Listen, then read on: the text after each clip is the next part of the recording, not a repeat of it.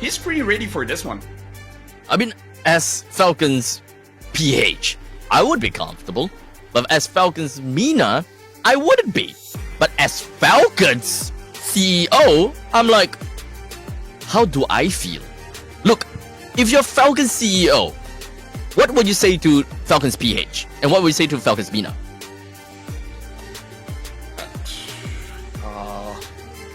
Your salary is in the mill. I don't know. Falcons, both Falcons have already started the band here. Falcons Mina is gonna be first pick.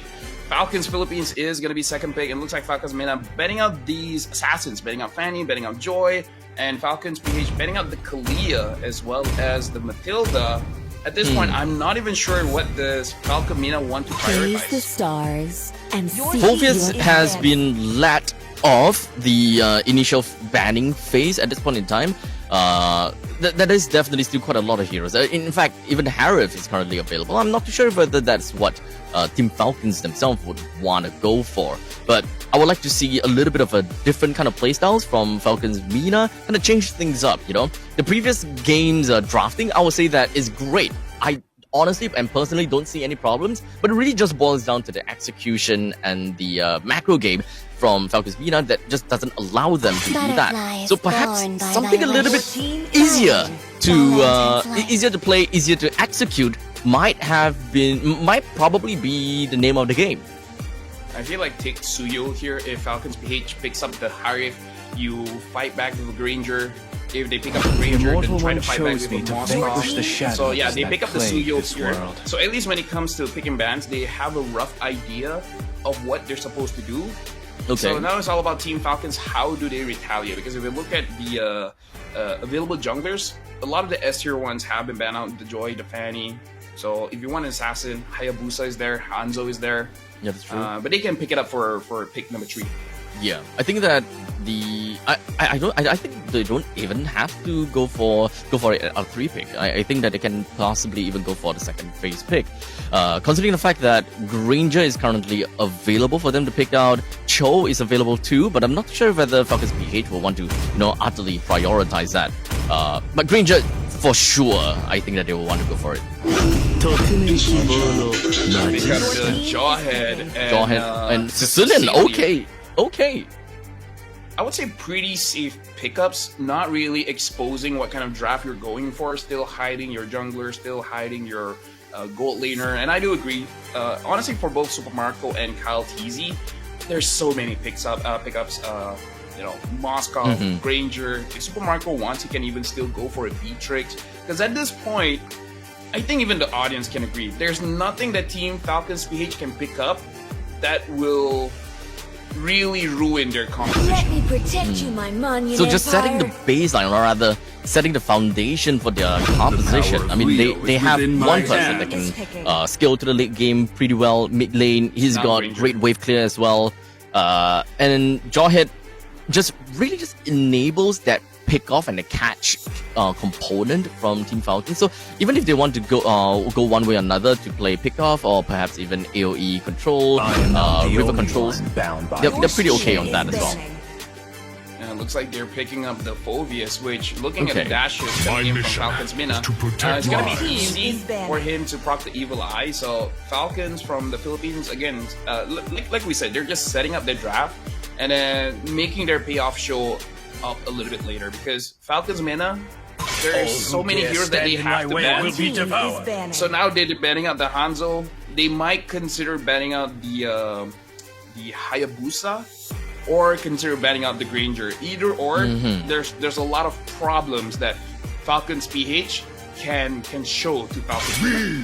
Right, so Glue is gonna be going out for the ban. Okay, so talking about Falcons Mina, they went for a Harif pick, while the Granger is currently available as well. Usually when you are looking at a Harif pick, you kind of want to play AoE, right? You want to go for Aerial Denial and so on and so forth, while Volvius is currently still available on the board for Team Falcons PH to pick up. I think that is kind of that is setting themselves in a very tough spot for the Harif play, that is, because, I mean, Phoveus going up against the Harif, that is definitely not something that any Harif player wants.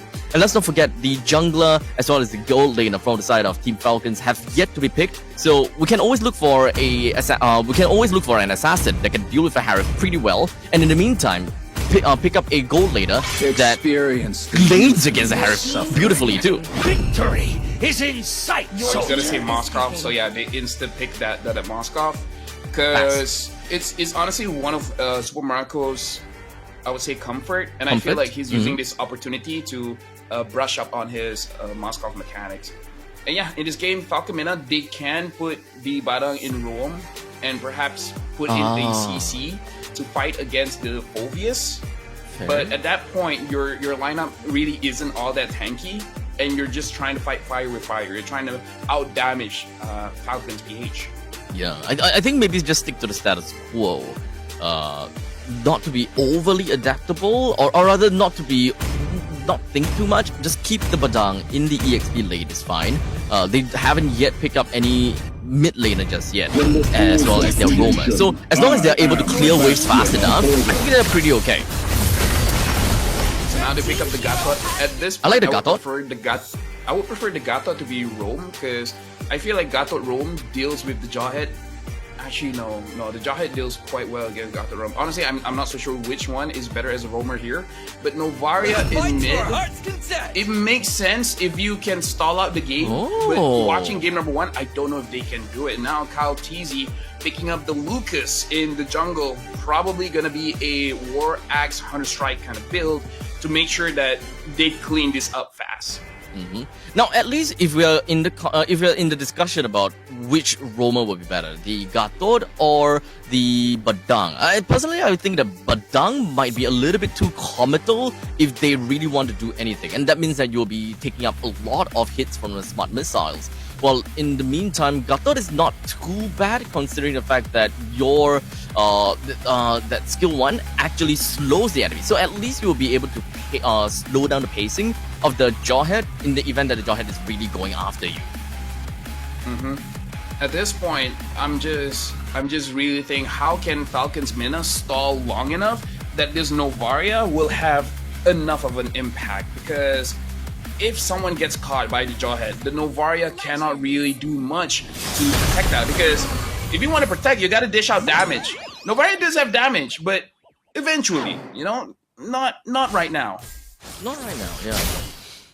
I do want to find out the exact reason of the Novaria though. I mean, vision control is definitely great, and I think that in the previous game, they wanted to play around Boro for the vision game. That's what they wanted to do. But unfortunately, because of the Jawhead, that entire strategy is completely trumped. So I totally understand, at least if that is what they want, just playing the vision game. But at this point in time, in the early mid lane, we can see that Few as well as Ogun is actually having a lot of problems dealing with both Sensei and as well as Boro. And as you say that, Sensei gets picked off. That's just the nature of casting, you know? That's just the nature of casting.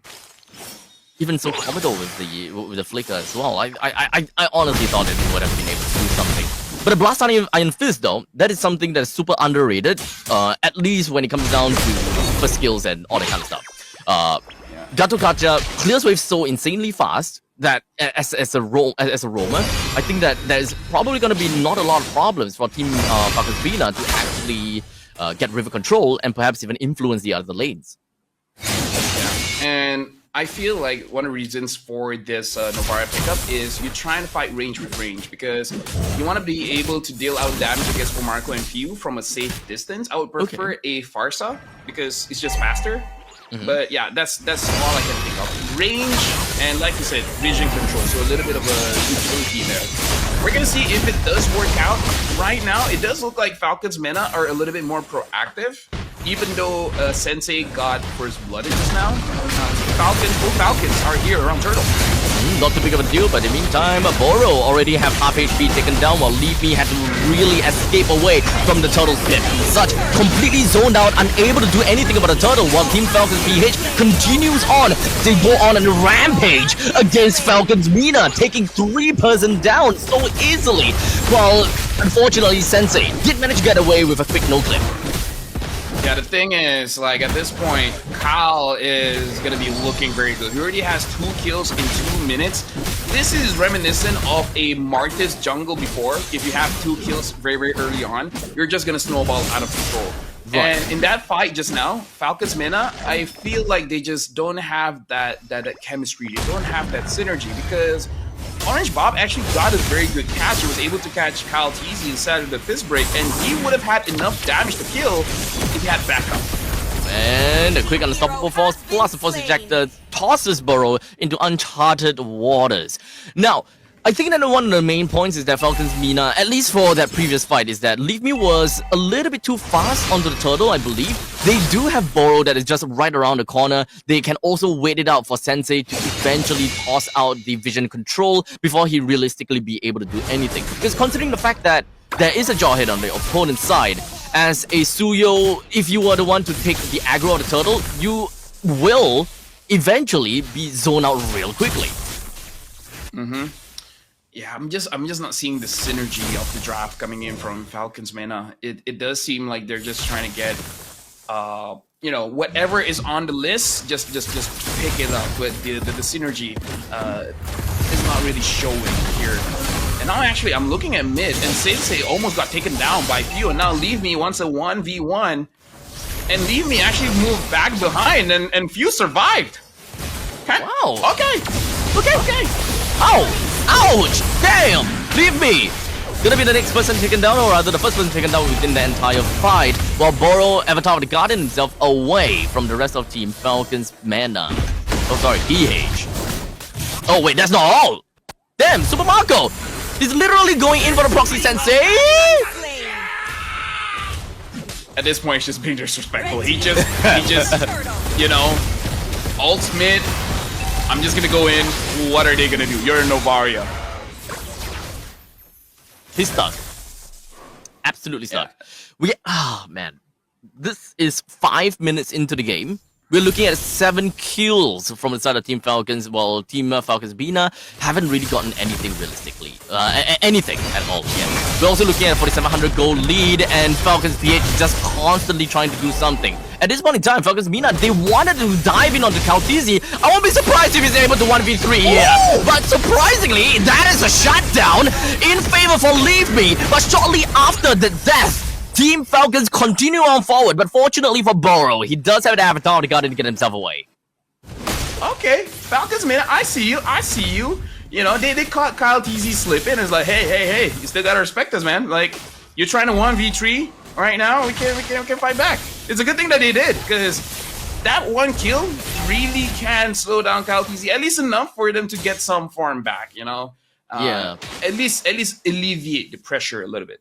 To be fair, or rather, to be honest, I actually thought that at the point in time, Kaltizi may actually be able to 1v3 that, given the amount of goal lead that they have got. But perhaps it's not a lot of goal lead onto Lucas himself. At this point, he only does have a Hunter Strike. He is slowly building up onto his next item though, so don't get me wrong. It is the jungle versus jungle matchup. We are looking at 1.1 thousand gold lead on top of that. In fact, the Suyo doesn't even have his own Hunter Strike just yet.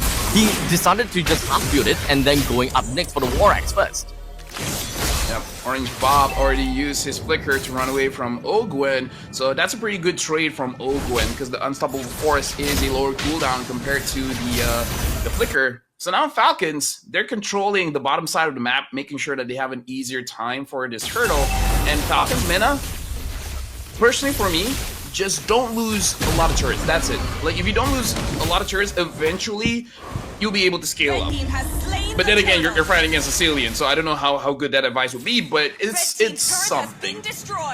I think the snowball game is going to start to ramp up by now, right? This is the second turtle, as now Team Falcon is just going to be jumping right in the face crack. Unfortunately, not able to do too much, but Orange Bob, he actually surviving for a decent amount of time, but unfortunately not for long, as now there is a complete congregation right above on the purple buff. That is an absolute dominating performance outside of Kaltizi.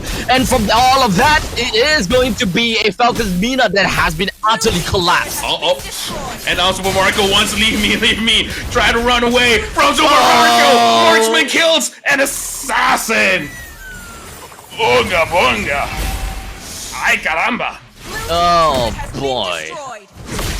Unleash the Beast is such a crazy thing. And of course, when it comes to the Shockwave Blast, it's a lot of damage as well. Falcons Mina now, they have lost all of the first tier defense turret. This is where the snowball happens, right? We're only looking at a 7,000 gold lead. Mark my words, every minute we are looking at 1,000 gold lead onward. And Team Falcons, they will do whatever it takes to continue on battles after battles. At this point in time, FlapTZ not looking good. Flickers himself away. Even Zaman Force has been dropped down. So this may actually be a small little nook and cranny or that for Team Falcons PH to kind of whittle some more damage in onto Falcons Mina. I mean, here's the thing, Falcons Mina. Yeah, I feel like given more time, Sensei and Koba can scale up. My only issue is that we see a little bit of damage coming in from Hugh. And honestly, their lineup, they don't have a lot of ways to catch Hugh without getting punished themselves, because they have the Lucas as well as the Fulvius. So whenever the Hive wants to dive in, he won't really be able to dish out damage, because even in the fight before, I actually thought Falcons Mina could get a kill or two, but then the Hive got deleted, bro. Like, he could not move. He just stuck there. Too much crowd control from Falcons PH, I guess. Most of these Avatar of the Guardians has been used very defensively. We haven't really seen a very aggressive Avatar of the Guardian just yet. As such, a lot of these engagement is really rests on to Orange Bob. He's not around the scene just yet. He did go for the fist break for now. Not quite fist crack now. Fist crack lands on the 2. More than enough to get a kill down the FlapTZ, but Ogre flickers himself away. But Super Marco is not going to say no for long as he now joins into the fray. Brings Leave Me Down. Almost got shot down by the Astral Meteor form on the side of Sensei. I mean, say what you will. There were chances. There were opportunities. Honestly, Orange Bob got a pretty good fist break that something could have happened. You know, something could have happened, but just them being almost 10,000 behind made it so that they just didn't have enough damage or tankiness. If it was even, they could have gotten it. Well, yeah. Now Boro gets a kill down on the Ogun. That's great, but they've gotta have to deal with this Lord ASAP. Super Marco is around the vicinity though, so if anyone were to be overly aggressive onto this Lord, Super Marco can punish that very, very easily. The middle lane is going to be under threat. Team Falcons PH, they are available and ready to go for any form of fight if Few is able to get a nice and Wing Claws in. Team Falcons PH at this moment, Flap flickers in, gets Koba, deletes him from the map, and he's not done. He goes in. Orange Bob will catch him and basically kill him then and there. But FlapTZ, he wants more. He wants Borrow. He got Borrow, and I'll Leave Me is staying inside of his base. Falcons, Philippines, they're just forcing it at this point, and Sensei is gonna be out of range, unable to get Kyle. Oh snap, super comical from the side of FlapTZ. He went all the way in and he's still not dead throughout the entire battle. Oh boy, this is what 11,000 gold lead realistically looks like. And Falcons Mina is back at the hot seat, whereby they gotta just hang back, look for farms, and they're just stuck thinking, look, what do we do now? Do we just funnel every single gold over to Koba, hoping that he'll be able to do something? But everyone is not farmed up. Honestly, personally for me, I'm already thinking what interview questions we want to ask Falcons Philippines, and I haven't come up with any interview questions based on this game just yet. Maybe I'll just ask them what they're gonna do tomorrow or something. I don't know, because at this point, this looks like, you know, pretty easy for them. And Levy got taken down. FlapTZ's gonna get punished. Is he? A double kill. Oh my god! This is a snowballing Lucas 1v3 not odd win. And now they want to continue on to Sensei. Sensei gets taken down by Super Marco. This is GG. 14,000 gold under 12 minutes. Falcons Philippines closes it out strong. An absolute massacre from the side of Team Falcons PH, wiping out their brothers on the other side.